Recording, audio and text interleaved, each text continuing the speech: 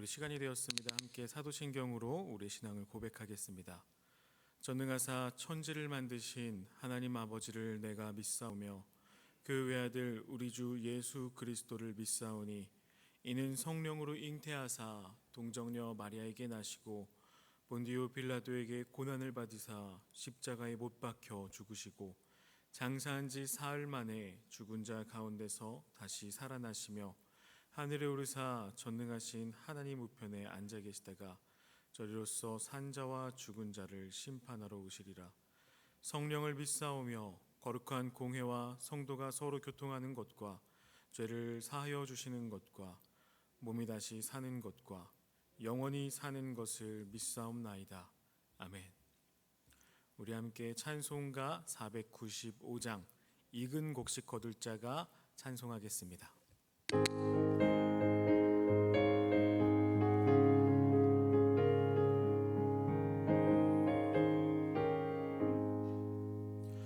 익은 곡식 거둘 자가 없는 이때에 누가 가서 거둘까?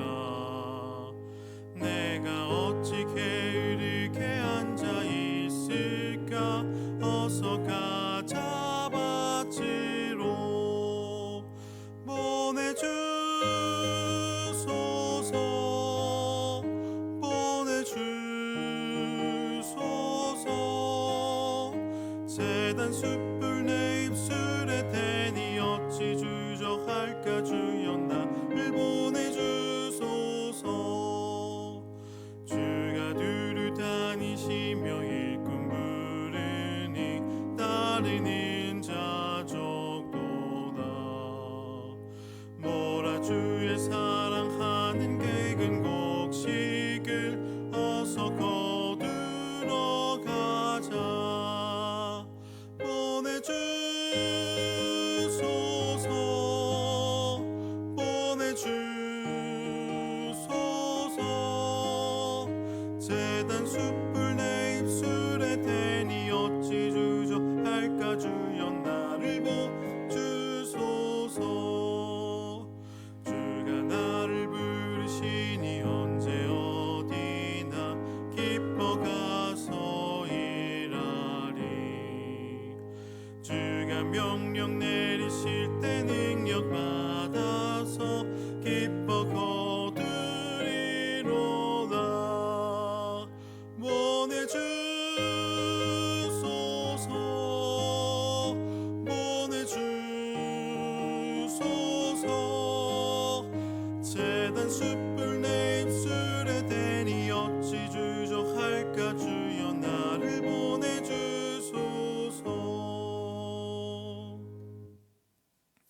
우리 함께 살펴볼 오늘 말씀은 시편 14편입니다.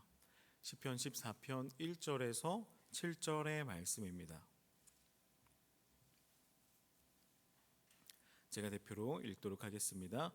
어리석은 자는 그의 마음에 이르기를 하나님이 없다 하는도다. 그들은 부패하고 그 행실이 가증하니 선을 행하는 자가 없도다.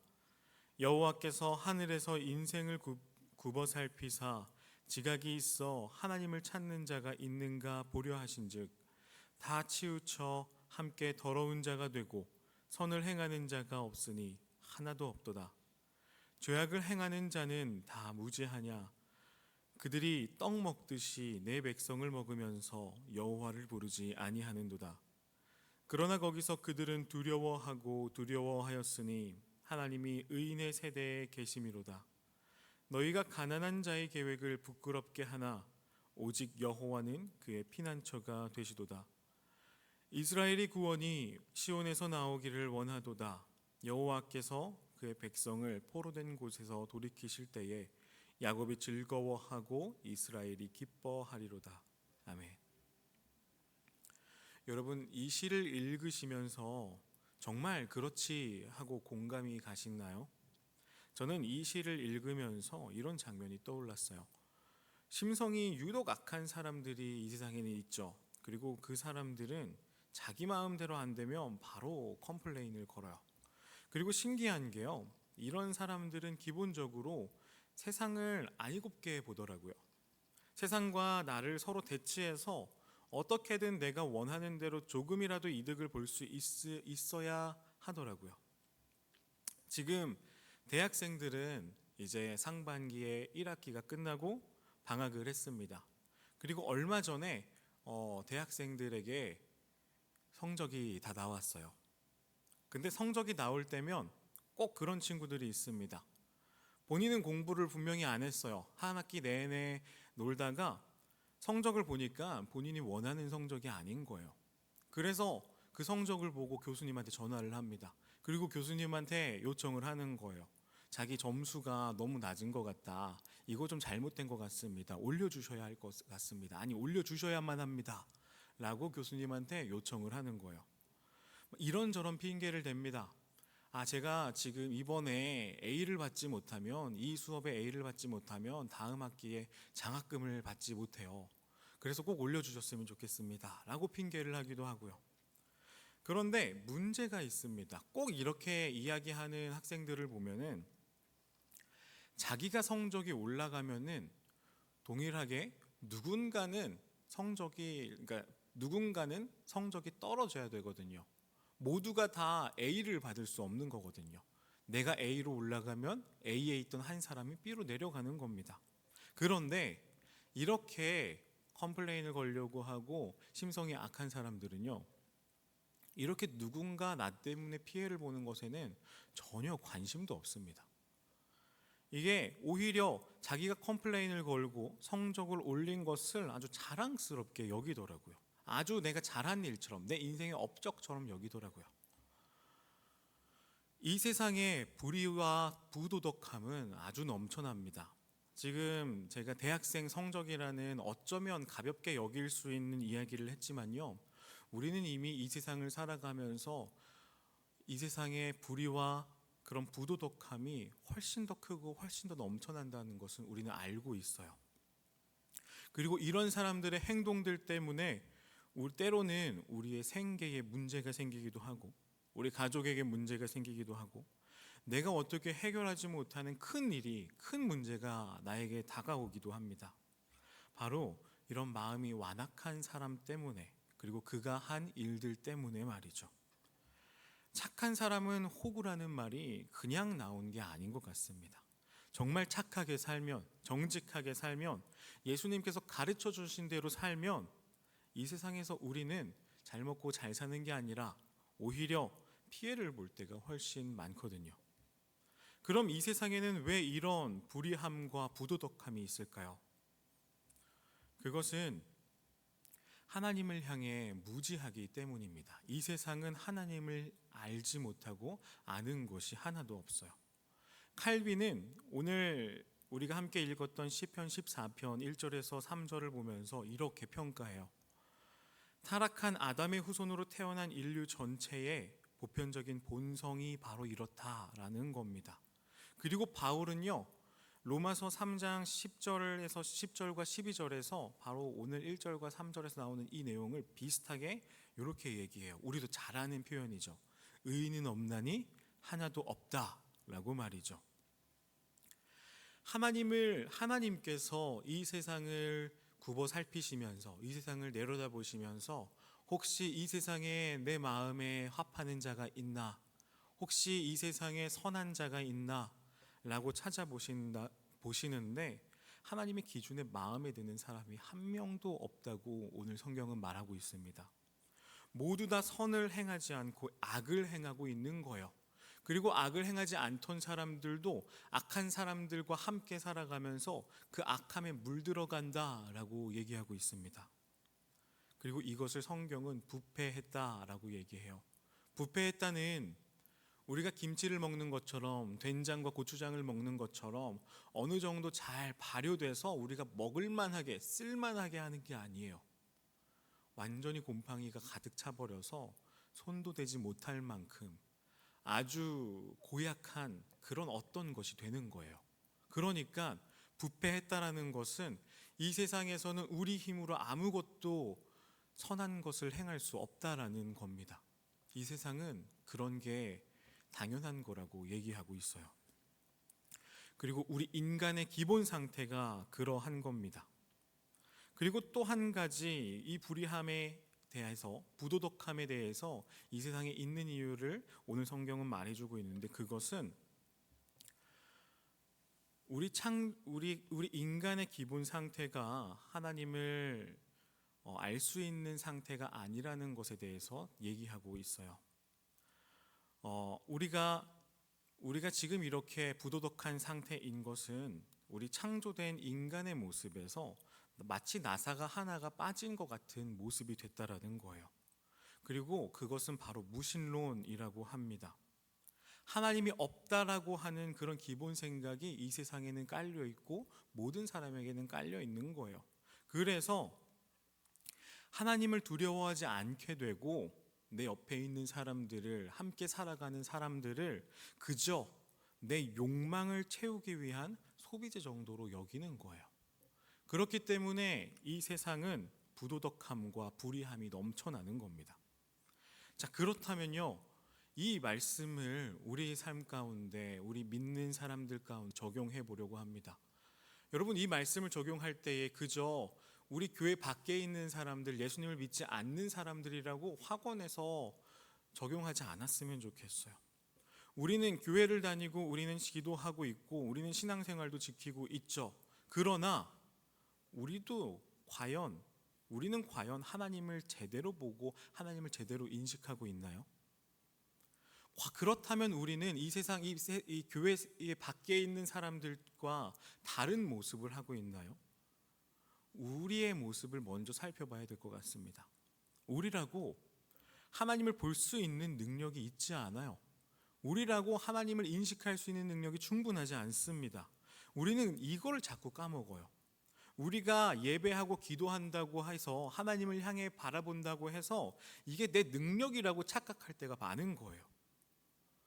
심지어 우리는 하나님을 본다고 하지만 어쩌면 우리는 하나님을 제대로 보는 게 아니라 내 마음과 내 욕망을 하나님께 투영해서 그런 하나님이라고 우리의 욕심대로 하나님을 볼 때도 있다라는 것을 우리는 기억해야 합니다. 그런 면에서 우리는 이 세상 사람들과, 하나님을 알지 못하는 사람들과 별반 다르지 않는 모습임을 우리는 자각해야 돼요. 그러나 그럼에도 불구하고 우리는 희망을 놓지 않을 수 있습니다. 그럼에도 불구하고 우리는 희망을 놓지 않아야만 해요. 그 이유를 오늘 성경에서 또 가르쳐주고 있습니다. 하나님은 우리를 여전히 돌보시고 또 그런 하나님을 향해 있는 하나님의 백성들을 보호하시고 피난처로 이끄신다라고 분명히 말씀하고 계세요. 그래서 우리는 우리의 마음을 다시 한번 살펴보아야만 할 겁니다. 오늘 본문에서 하나님을 보는 증거에 대해서 이야기하고 있는데, 그것은 바로 두 가지입니다. 먼저는 하나님을 두려워하는 마음을 가진 자들을 하나님은 찾고 계시고, 또 하나는 하나님을 기뻐하고 하나님을 바라고 있는 성도들을 하나님은 찾고 계십니다. 오늘 성경에서 이렇게 이야기하고 있죠.